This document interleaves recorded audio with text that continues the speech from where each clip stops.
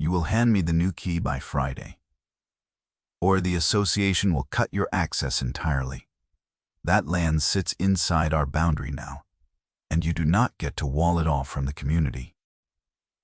That was Brenda Talley, president of the Ridgeline Estates Homeowners Association for 6 years running, standing on my gravel, with a chain in her hand and a brand new padlock she had bolted onto a gate that her people did not own and never had. The gate was mine. The road behind it was mine. The 40 acres of dry mountain shelf above the new houses was mine, deeded to my family before the first survey stake of her subdivision was ever driven. She had decided none of that mattered.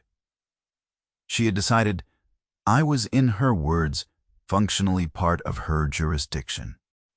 What she did not know was that I had spent 31 years setting transmission poles and running high-voltage feeder line for the Regional Power Cooperative, and that the only reason her 140 new homes had electricity at all was a recorded utility easement that crossed my 40 acres. She had locked me out of my own gate. She had not read the one document that decided everything. So what would you have done, standing on your own road, holding a key to a lock that was not yours, while a woman in white sneakers told you that you no longer counted? My name is Walt Hanley. I was 63 years old that spring, a widower, and I had retired 2 years earlier from the cooperative. After 3 decades, climbing poles, pulling conductor, and learning every inch, my hands still carry the trade, 2 knuckles on the right that never set straight after a crossarm came down wrong in a January ice storm, and a way of reading a sky for wind before I read it for weather. My wife Diane and I bought the mountain shelf in 1988, back when the only thing below us was hay ground and a creek, and a county road that turned to grease every spring. We paid for it over 11 years out of a lineman's wage, a little at a time, and we built the house ourselves on weekends, board by board, with Diane holding the dumb end of the tape and telling me I had the level backward when I did not. We raised our daughter up there. When Diane got sick the last good autumn, she made me promise I would never sell the high ground, because she could sit on the porch and see the whole valley laid out below her, the river and the hay ground and the lights coming on, and she said it was the closest thing to flying she would ever get. I kept that promise. I've kept very few things in my life with the stubbornness I keep that one. After she passed, my granddaughter Casey came to live with me while her mother worked 2 states away on the rigs, and at 15, Casey was the only company I needed. That, and a yellow lab named Biscuit who slept across the threshold like a draft stopper and groaned like an old man when he stood up. The 2 of them filled a house that had gone very quiet. Casey did her homework at Diane's table and left her shoes in the doorway where I tripped over them. And I would not have traded the tripping for anything. I want to tell you how I learned to keep records, because it matters to everything that came after. In the trade, you do not get to remember things. You write them. Every pole you set has a tag stamped with the year and the class of the wood. Every splice you make goes in a log, because a bad splice does not announce itself until it fails at 2 in the morning in a storm and a whole feeder goes dark. Every easement the cooperative holds is recorded at the county, indexed, mapped, and cross-referenced, because a power line that crosses private ground without a recorded right is a lawsuit waiting to happen. And worse, a man in a bucket truck with no legal standing to be where he is. For 31 years, I filled out after-action sheets the same way a soldier fills out a duty log, in pencil, in the cab, before the memory could soften. When I retired, I did not stop. I did not know how. I kept a legal pad by the coffee pot and a box of cheap manila folders in the desk drawer, and when something happened on my land, I wrote down the date, the time, the weather, and exactly who said what in their words and not my paraphrase. Diane used to laugh at me for it. She said I logged the weather on our anniversary. Casey learned it from me, without my ever sitting her down to teach it, the way kids learn the things you do instead of the things you say. That habit is the whole story. Everything else is just the habit paying off. Ridgeline Estates went up below me over about 4 years. First the grading, then the model homes, then the entrance with the fake stone columns and the iron sign. I watched it from the porch the way you watch weather come up the valley. The developer was a company called Crestline Partners, and the man whose name was on the permits was Doug Talley, Brenda's husband. I did not think much about that at the time. A new subdivision needs power, and the cooperative I had worked for ran the feeder up the county road, tapped a transformer bank, and brought the service in. What almost nobody down in those houses understood, because they had no reason to, was the path that power took to reach them. The main 3-phase line did not come straight up the county right of way. It cut across the lower corner of my 40 acres along a recorded easement my family had granted the cooperative in 1991, because that was the only route that cleared the rock face without a half-mile detour. I had helped survey that line myself, years before I ever dreamed a subdivision would hang off the end of it. The first letter came on a Tuesday in March. It was printed on Ridgeline Estates letterhead, and it informed me that my unimproved parcel was now subject to association architectural review, and that my gate, my fence, and my vehicle storage were in violation of community standards. There was a fine attached, $75. I read it twice at the kitchen table while Biscuit leaned on my leg. And then I did the thing I always do. I wrote the date on a fresh sheet, clipped the letter to it, and put it in a new folder. I labeled the folder Ridgeline. I did not call anyone. I did not argue. That was incident 1. I drove down to the entrance 2 days later, polite as I could manage, and I asked the first person I saw where the office was. That is how I met Brenda Talley. She came out of the clubhouse in a linen blazer, over yoga pants, and those white sneakers that had never seen a job site, with a clipboard pressed to her chest like a breastplate. I introduced myself, told her my family had owned the shelf above the development since the 80s, and that I thought there had been a mix-up because my land was not inside her subdivision and never had been. She smiled. The way people smile when they have already decided you are wrong, Mr. Henley, she said. I understand you feel that way, but that hillside is functionally part of our community now. It affects our view shed, our property values, and our access road. The board is determined that it falls under our purview. She said purview like she had practiced it. I told her, level as I could, that a determination by her board did not change a county deed. She told me she would have her attorney explain it to me. I thanked her and left. I went home and I wrote it all down, every word of it, while it was fresh. That was the first time I heard her say I was functionally part of her jurisdiction. It would not be the last. For a while it was just paper. The fines kept coming, 1 a month, stacking up on the same letterhead. $85 for the gate, $100 for the fence, $150 for what they called an unapproved structure, which was my well house, which had stood there since before Brenda Talley had a driver's license. I paid none of them, because you cannot owe a fine to a body that has no authority over you, but I filed every one. By June, the folder was an inch thick. I want to be honest about how it felt. It was not nothing.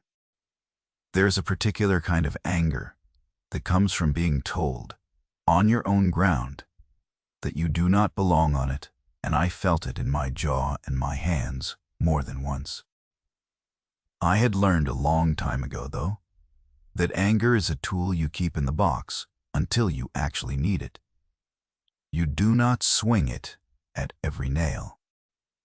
The first time it stopped being only paper was a Thursday in late June. A little after 7 in the evening, the light still gold and the heat going out of the day.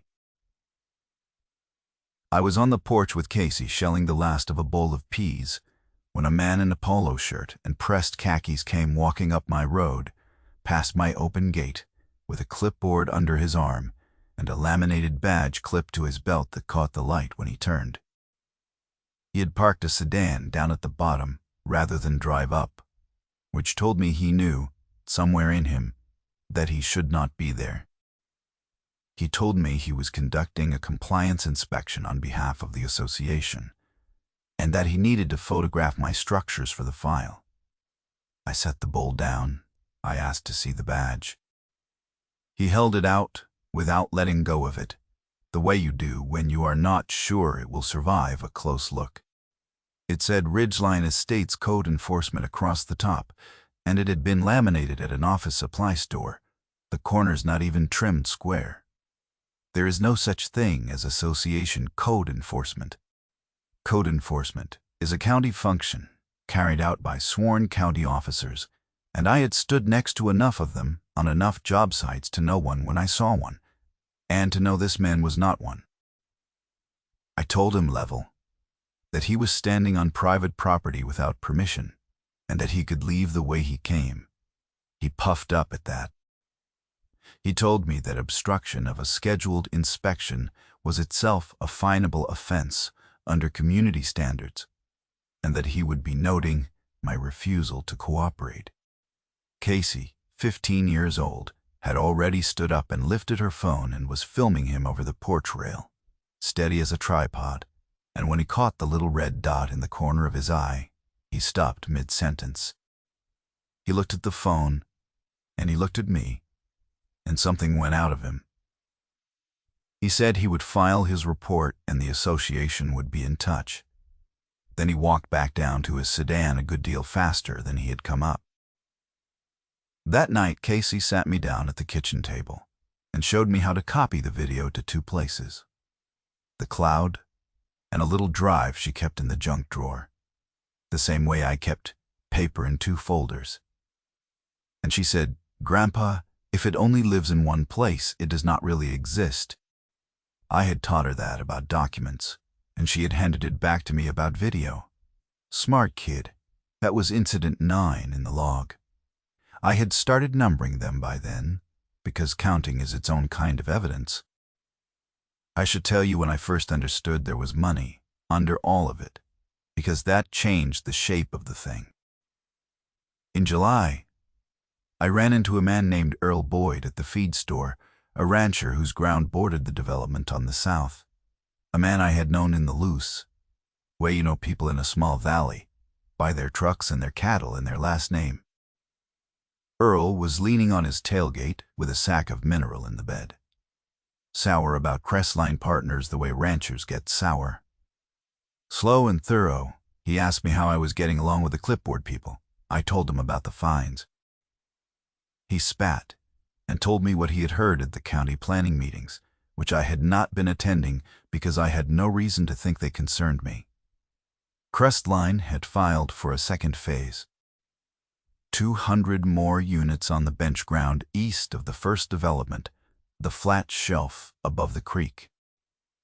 And the engineering for that second phase, Earl said, the whole utility plan, depended on running the new lines up the same corridor that already served phase 1, the same corridor that crossed the lower corner of my 40 acres. I did not say anything for a moment. Earl misread the silence and started telling me I ought to lawyer up. I drove home very slowly that afternoon, the truck in low gear on the grease of the county road, turning it over. I did not feel triumphant. I want to be honest about that. I felt the way you feel when a circuit you have been staring at for an hour finally makes sense and you realize the fault was never where everyone was pointing. The overreach was not about my well house or my gate or my view shed. Brenda Talley did not care about my fence. She cared about a power corridor worth millions, to a man whose name was on the permits, a man who happened to be her husband, and who had not bothered to check who owned the ground that corridor crossed, or who had helped survey and build the line in the first place. The clipboard was a costume. Underneath it was a balance sheet. Here is what I want you to sit with for a second, because it is the heart of how these things actually go. The tallies never once pulled my deed. They never pulled the recorded easement. They assumed that because my land was unimproved and old and quiet, it was theirs for the taking, and that a retired man living alone with a teenager and a dog would fold the first time a clipboard showed up. They built an entire strategy on a fact they never verified. I had spent my whole working life being paid to verify facts before energizing a line, because the cost of being wrong was somebody dead. The difference between us was not intelligence. It was that I checked and they did not. The escalation climbed all summer, one step at a time, and I counted every step. In August, they hired a survey crew to set new stakes along what they claimed was the association boundary, and the stakes crossed 40 feet onto my land, lath and pink flagging, marching across ground my father had paid taxes on for 30 years. I went down with my own deed map and my own measuring wheel, and I photographed every stake against the recorded plat, the flagging in the same frame as the page, and then I pulled them, which a man is allowed to do on his own ground, and I stacked them by my gate like cordwood. I logged it with the photographs. Incident 14. In September, a tow company contracted by the association hauled off a utility trailer I had parked just inside my own gate, claiming it was abandoned in a common area. It was not a common area. It was my driveway, 80 feet up, my own road from the county pavement. I got the trailer back from the impound lot, paid the release fee, under protest in cash, made the clerk give me an itemized receipt, and logged it. Incident 17. The fee was $210. Each step, Brenda Talley got a little more public about it. At the September board meeting, which I attended and at which I said not one word, she stood at the front of the clubhouse under a banner with the development's logo and told a room full of homeowners that there was, in her words, a holdout on the hill who was endangering everyone's property values, and that the board was pursuing every legal avenue to bring the parcel into the community.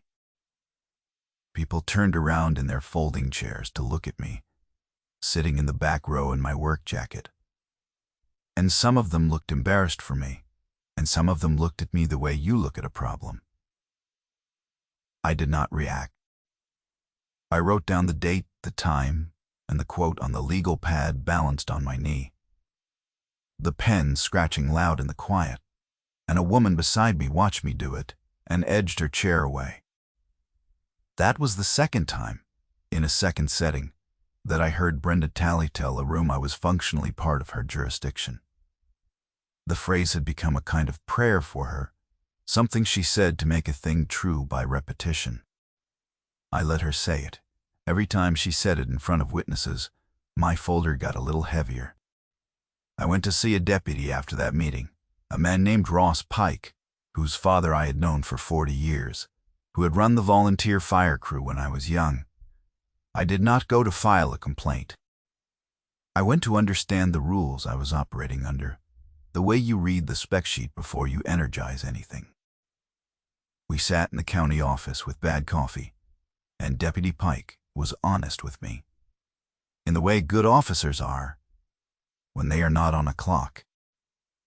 He told me that when the association filed a complaint, the county had to log it and sometimes had to act on it regardless of whether it had a leg to stand on, because that was simply how the system was built, and he could not change it from his desk. I told him I understood. He told me the smart thing, the only thing, was to keep doing exactly what I was already doing.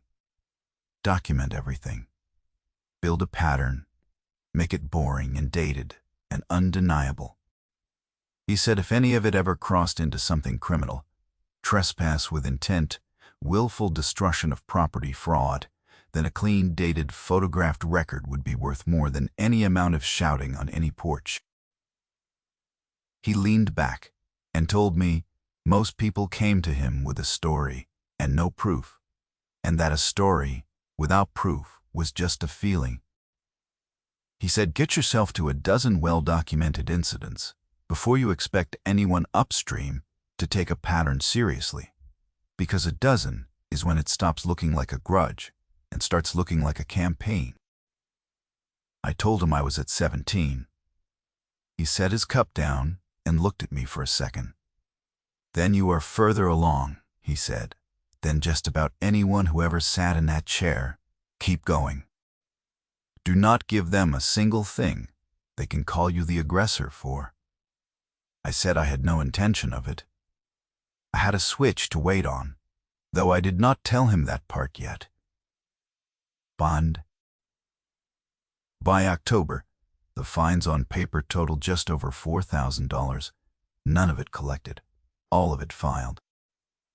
I had 31 incidents logged, each with a date, a time, a photograph or a video, and a single typed sentence describing what happened. I had Casey's footage of the fake inspector. I had the impound receipt. I had the survey stakes photographed against my recorded plat. And I had the one thing none of them knew I had, sitting in a fireproof box in the well house they kept fining me for. The original recorded easement from 1991, granting the cooperative the right to run and maintain high-voltage line across the lower corner of my 40 acres, signed by my father, and recorded at the county clerk's office with a book and page number I could recite in my sleep. And, clipped to it, a second document that mattered just as much. The cooperative's interconnection agreement for Ridgeline Estates, which I had requested as a retired member with standing, and which spelled out in plain language that the service to the entire development passed through that easement and depended on a sectionalizing switch that sat on my ground, installed and maintained under the original grant. The reason that switch mattered is simple, and I will say it the way I would have said it to a new apprentice. The easement gave the cooperative the right to be on my land for the line. It did not give anyone the right to expand that use, add, load, or run a second phase through the same corridor, without my consent as the underlying landowner. Phase 2 needed my signature. Doug Talley's 200 new units needed a man he had spent a year trying to erase, to agree to let more line cross his ground. And his wife's entire campaign, the fines, the fake inspector, the stakes, the public speeches, had been built to pressure me into surrendering control of the very thing they needed me to grant freely. They had it exactly backward. You cannot bully a man into a favor. I did not move on any of it. I want to be clear about that, because it is the part people find hardest to believe. I had the easement. I had the interconnection agreement. I had Deputy Pike's quiet advice, and I had 31 logged incidents. And I sat on all of it through the fall and into the winter. Because a pattern is only worth something when it is complete, and because I had a feeling, the same feeling you get when a line is humming wrong, that Brenda Talley was going to take one more step, and that the step would be the one that mattered. I was right. It was a Friday in early December, cold and bright, the valley white, below the shelf. I had driven Casey down to school and gone on to the county seat to pull a certified copy of my own plat, because I believe in having two of everything. When I came back up the county road that afternoon, I could not get onto my own property. There was a chain across my gate, a brand new padlock, the brass still bright, bolted through a hasp that had been screwed into my own gate post. A laminated notice, zip-tied to the chain, declared the access road closed. By order of the Ridgeline Estates Architectural and Safety Committee, pending compliance, my gate. my road, my gate post, with somebody else's lock on it. Brenda Talley was parked 20 feet away in a white SUV with a vanity plate, and she got out when she saw me, clipboard already in hand, and walked up the center line of the road like she owned it. That is when she said the thing you heard at the start. Hand over the key by Friday, or the association cuts your access entirely. The land was inside her boundary now. I did not get to wall it off from the community. She stood there in a wool coat, and those same white sneakers, breath-fogging, absolutely certain. Behind her, down the slope, I could see the rooftops of Phase 1, 140 houses full of people who had no idea their power ran through the ground this woman was trying to steal. For the third time, in the third setting, she told me I was functionally part of her jurisdiction. She had locked me out of my own gate. To make the point, I did not raise my voice. I have found that the calmer you get, the more certain people like Brenda become that they have won, and certainty is what makes them keep talking. I asked her, just to be sure I had it for the record, whether she was telling me she had placed that lock on my gate on the authority of her committee. She said yes. She said it twice, loud enough for the contractor sitting in a truck behind her to hear. I thanked her. I took out my phone, not to film, though Casey would have, but to make a call, one call. I called the Cooperative System Operations Desk, a number I had dialed 10,000 times in my working life, and I asked for the operator on duty, and I gave my name and my retired member number, and I told them I was the underlying fee owner of the parcel carrying the Ridgeline feeder easement, and that an unauthorized party had just locked and barricaded the maintenance access to the easement and switch, and that I was formally revoking permission for any expanded or non-emergency use of the corridor and requesting they secure the sectionalizing switch against unauthorized operation pending legal review. Now, I need you to understand what that call actually did, because Brenda thought I had called a tow truck. The cooperative has a hard rule, written in blood over decades, that it will not operate or expand service across an easement whose access is in dispute or obstructed, because doing so exposes the co-op to liability it will not carry. The moment I reported the access barricaded by an unauthorized party and revoked consent for expanded use, the operations desk was obligated to flag the corridor. Phase 2, engineering, which depended on energizing new line through that corridor, stopped that afternoon because no utility on Earth will build into an obstructed, disputed easement. The interconnection for Phase 2 was suspended, pending resolution of the access dispute. Doug Talley's 200 units lost their power path with one logged phone call made by the man his wife had just locked out of his own gate, on the authority she had just bragged about on the record. I put my phone away, and I told Brenda, plainly, that she should call her husband before she said anything else to me, and that she might want to mention the word easement when she did. Then I told her I would not be removing the lock, because it was now evidence, and that she had 30 days to remove it herself before I added it to a list a sheriff's deputy was already familiar with. I got back in my truck. I did not gloat. I had no need to. I drove down to the school early, picked up Casey, and we sat in the truck in the school lot while I told her, in order, what had happened. And she wrote it down on the back of a homework sheet because neither of us had a legal pad in the cab. Date. Time. The lock. The 3 sentences Brenda had said. The call. Incident 32. The thing about a barricaded easement is that it does not stay quiet. Within a week, the cooperative had sent its own crew up to inspect the obstructed access, and they were not gentle about a homeowners association screwing a lock onto a gate that controlled the high-voltage corridor feeding 140.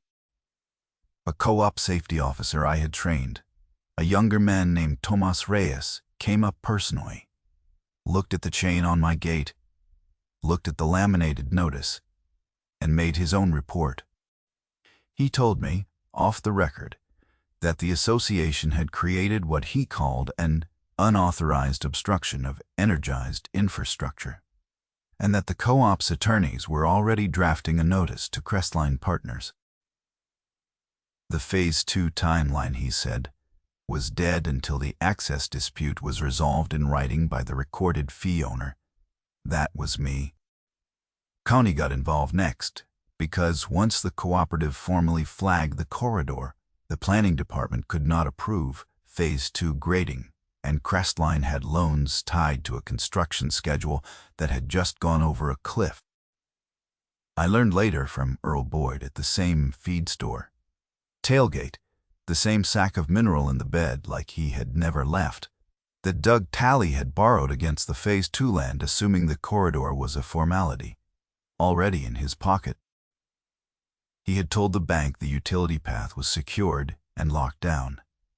It was not secured. It had never been secured, because securing it required the written consent of a landowner his wife had spent a year insulting, fining, towing, and finally locking out of his own gate. When the interconnection got suspended, the construction loan covenant tripped, the one that says the project has to stay on schedule and keep its approvals current. And the bank started asking the kind of questions Doug Talley could not answer, without admitting his wife had picked a fight with the one man who could sink the whole thing. Earl told me a Crestline crew had shown up to the bench ground in January, looked at the stalled permits and just driven off, equipment and all. The development company that had treated my 40 acres as a rounding error on a spreadsheet was suddenly looking at a stalled project, a defaulting loan, and a recorded easement that put a retired lineman with a manila folder in the driver's seat of their entire second phase. Earl thought it was the funniest thing he had heard in 10 years. I did not laugh, but I will admit the coffee tasted better that week. The reckoning came at the county building on a Tuesday in February, at a planning commission hearing on whether to extend Crestline's Phase 2 grading permit. The room was full. Homeowners from Phase 1 were there because rumors had reached them that something was wrong with the power, and people get attentive when you mention the word power. Brenda Talley was there in a red blazer, seated beside a lawyer. Doug Talley was there, looking gray. And I was there with a single manila folder, the one labeled Ridgeline, now nearly 4 inches thick, and Casey beside me, because she had asked to come, and I had said yes. When the commission opened the floor, Crestline's lawyer argued that the Phase 2 utility corridor was established, and that any access issue was a private matter being blown out of proportion by a single disgruntled neighbor. He used the word disgruntled. I waited.